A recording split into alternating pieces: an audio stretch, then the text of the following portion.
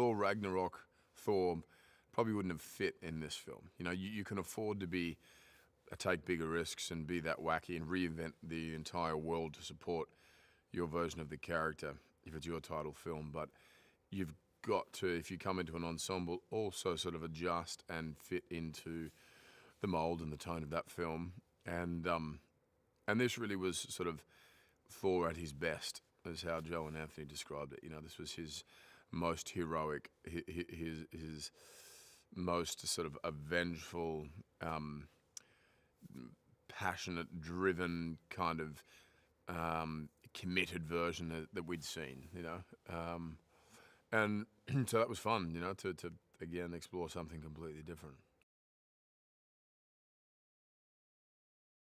What I haven't seen before, I think, is this sort of force and this sort of power by one single individual, you know.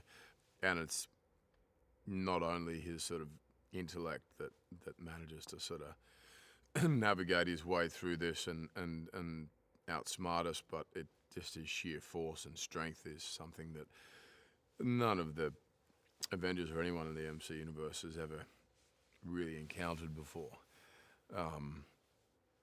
So, you know, that was, I think, on paper, you know, an exciting thing to sort of embark on. And also even just reading the script, kind of racing to the end to work out how the hell are we going to beat this guy. I think most of us have been pretty vocal about what he started, and without him, none of us would be in this position.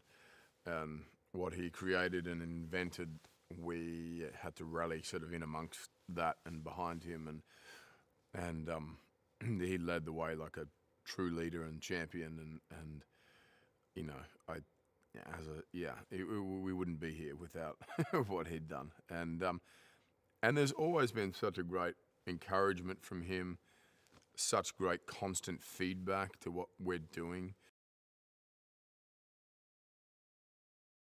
I think it's the darkest in some ways, the sort of wackiest in other ways. It feels like there's a real sort of drama at the core of it, you know, a sort of small indie character-driven sort of drama on one hand, and then coupled with it being the most expensive, biggest, visually stunning smorgasbord effects-driven film you could ever imagine.